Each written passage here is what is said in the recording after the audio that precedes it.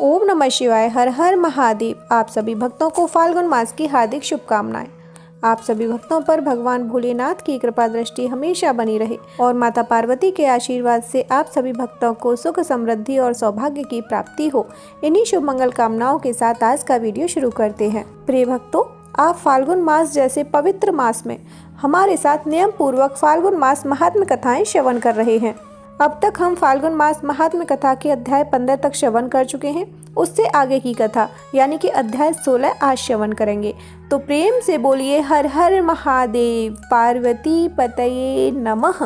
ब्रह्मा जी के पौत्र क्षुप एवं महर्षि च्यवन के पुत्र दधीच आपस में घनिष्ठ मित्र थे।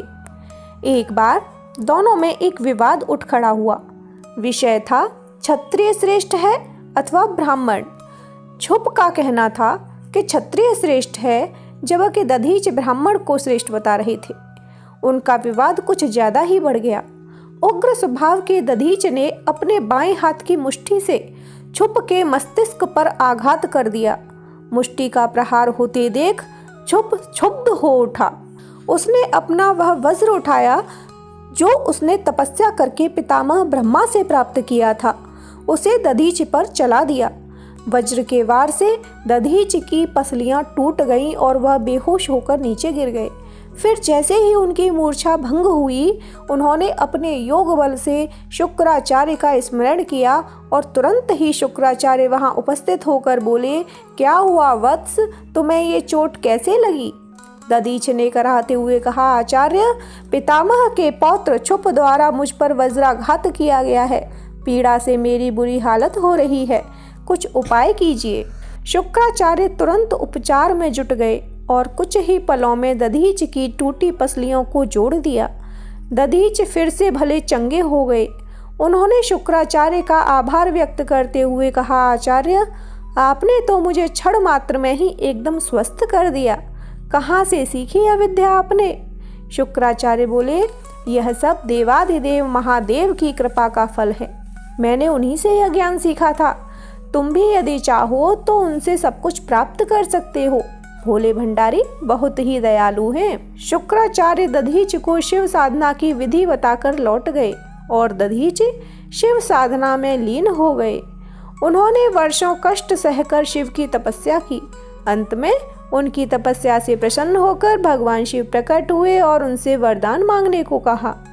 दधीच ने भगवान शिव को प्रणाम करके कहा, भगवान, यदि आप मेरी तपस्या से प्रसन्न हैं तो मुझे ऐसा वरदान दीजिए कि मैं कभी कमजोर न रहूं, किसी शस्त्र का मुझ पर कोई असर न हो, देवताओं के किसी भी अस्त्र शस्त्र से मेरी मृत्यु न हो। भगवान शिव ने तथास्तु कहा और अंतर ध्यान हो गए। दधीच बदले की आग में सुलग रहे थे। वे क्षुप के पास पहुंचे और जाते ही उसके सिर में अपनी लात का प्रहार किया।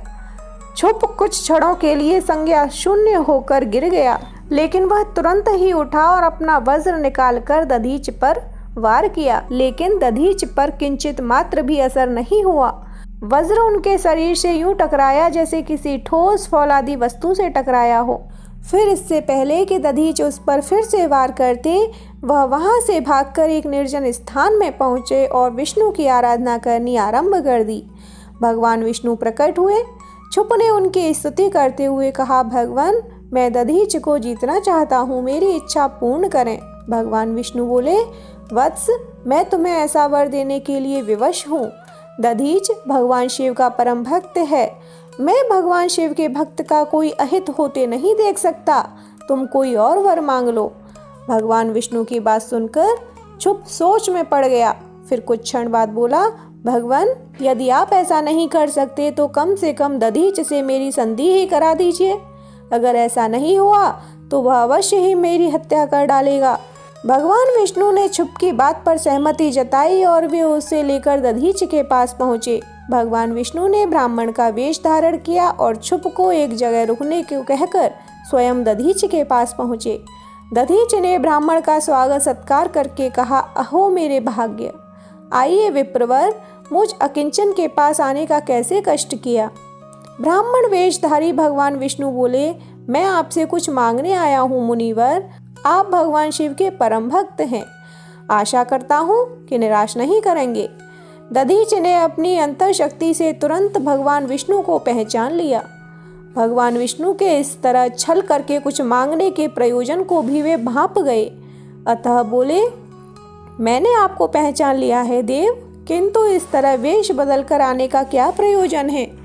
अगर आप छुप के जीवन दान को मांगने आए हैं तो मैं असमर्थ हूँ, छुप मेरे हाथों जरूर मरेगा। दधीचि की बात सुनकर भगवान विष्णु अपने असली रूप में आ गए। बोले, लेकिन छुप मेरा भक्त है और अपने भक्त का कोई अहित होते देखना मैं कैसे बर्दाश्त कर सकता हूँ? तुम्हें मेरे कोप का भोजन बनना पड़ेगा। दधीच बोले, भगवान शिव का भक्त दुनिया में किसी से भी नहीं डरता प्रभु, आप जो चाहें शौक से कर लीजिए। दधीच की बात सुनकर भगवान विष्णु को क्रोध आ गया। उन्होंने चक्र का प्रयोग दधीच पर कर दिया, लेकिन उन्हें बड़ा आश्चर्य हुआ। चक्र उनकी उंगली में घूमा और आगे बढ़ा, फिर तुरंत ही वापस उनकी उंगली पर आकर टिक गया। दधीच ने हंसते हुए कहा, प्रभु, यह चक्र मुझ पर प्रहार नहीं कर सकेगा, आपने देख ही लिया है, क्योंकि यह चक्र भी तो भगवान शिव के द्वारा ही आपको दिया हुआ है। भगवान शिव का दिया हुआ चक्र भगवान शिव के भक्त का कैसे अहित कर सकता है? दधीच की बात सुनकर भगवान विष्णु ने उन्हें प्रणाम किया। फिर उन्होंने संकेत से एक ओट में छिपे छुप को बुलाया और उसे दधीच के सामने प्रकट करते हुए बोले, छुप से बहुत बड़ी भूल हो गई थी विप्रवर, आप इसे क्षमा कर दीजिए। इसे नहीं मालूम था कि ब्राह्मण की शक्ति राजा महाराजा यहाँ तक कि देवों से भी बड़ी होती है। इसका अपराध क्षमा करें। छुप दधीच के चरणों में गिर गया। उसने दधीच से क्षमा याचना की कि मुझे क्षमा कर दो मित्र, मुझसे बहुत बड़ा अपराध हो गया था। अहंकार में आकर मैं ब्राह्मण की शक्ति को समझ नहीं सका था, मुझे क्षमा कर दीजिए। करुण हृदय दधीच ने कहा कि तुमने अपनी भूल की क्षमा मांग ली, यही उचित है। पश्चाताप तो सारे पापों को धो देता है। मैं तुम्हें क्षमा करता हूँ।